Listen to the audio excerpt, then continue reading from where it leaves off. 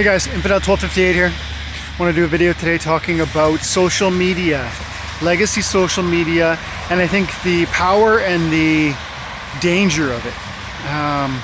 So social media, legacy social media like Facebook, Twitter, Instagram, Reddit, YouTube, these are amazing tools that we have advantage of utilizing and communicating through and learning from, and like YouTube is like an educational tool in so many ways. Like nowadays you don't even need university, you can just like learn how to cast metal, sew, do electrical work, any sort of how-to can be learned on the internet through the power of things like YouTube. That means knowledge itself is more widely accessible in 2019 than it ever has been historically. And that's beautiful and powerful and amazing. And then you look at something like Facebook, and it's like family that can't connect because of distance or finances. They can connect through this system for free.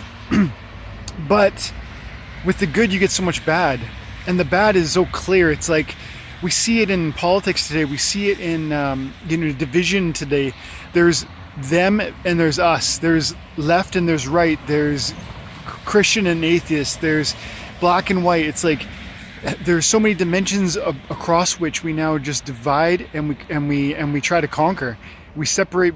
We're part of our group and we hate those in the other group.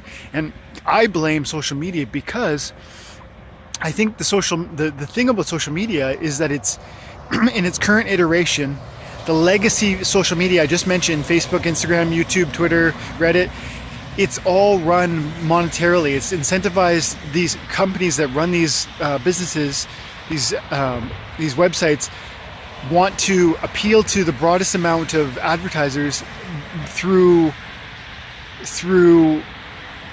curtailing certain comments, restricting certain speech, and leading the content creators down a certain path, down a family-friendly path.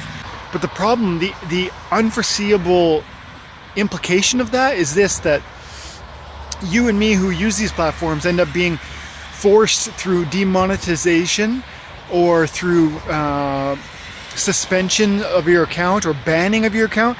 You're forced down this path of restricted expression, a lack of free speech. Free speech is lost when this happens, when we give into this, and this is the problem of social media. And this problem in my mind is so enormous because it's not just about your ability to say something. The problem is free thought requires free speech. You need to be able to struggle with ideas, saying the wrong thing before you can say the right thing. And the same is true with thought. And you can't.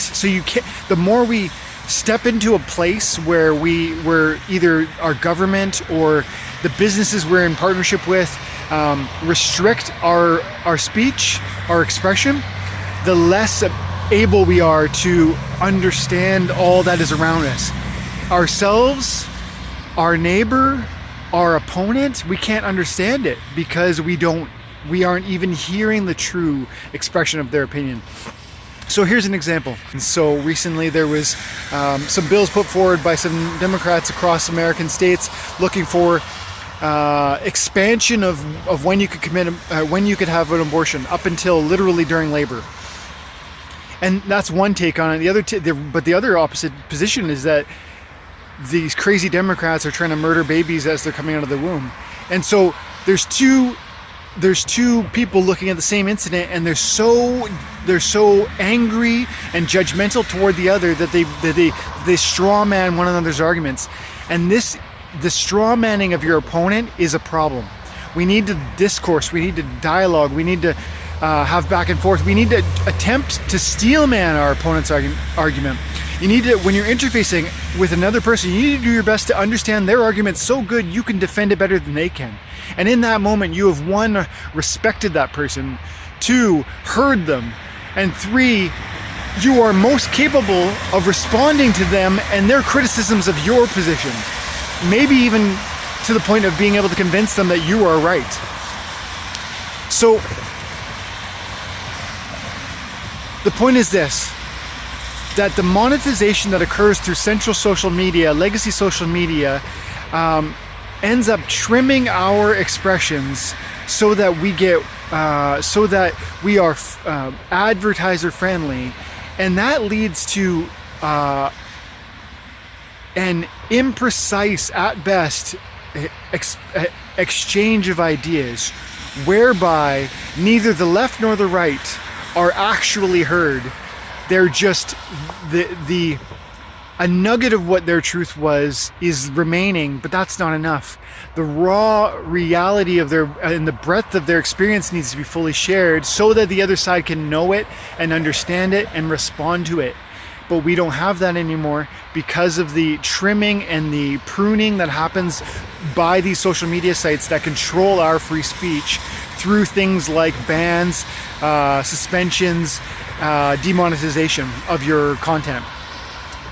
And it's a huge problem, and I see the answer, fortunately. It's in decentralized social media like Steem.com, where you can post whatever you want, talk about whatever you want, and people will like it or not. If it's idiotic and stupid and hateful, people will not like it. They'll move away from you and you will make no money. This is free market at work. But with Steem.com, you can post something and people love it, you get rewarded. It's amazing. It's a free market solution to a problem. And, you know, I think this is super important. I'm passionate about it, so I blog on Steemit.com every day. I use Partico, which is another app on the Steem blockchain, where you can interface with the blog, you can upload photos, Steepshot, DTube, busy.org, and then there's games that you can play like Steem Monsters or Drug Wars, and all of these allow you to earn cryptocurrency through your time and attention on that platform. Guys, if you're not on Steem, you should be. Check it out, sign up for free, start earning cryptocurrency today by liking, subscribing, blogging, commenting, sharing your thoughts. Your opinions and words are worth something. Stop giving them away for free, guys. Thank you so much for your time and attention. Have an awesome day. God bless you.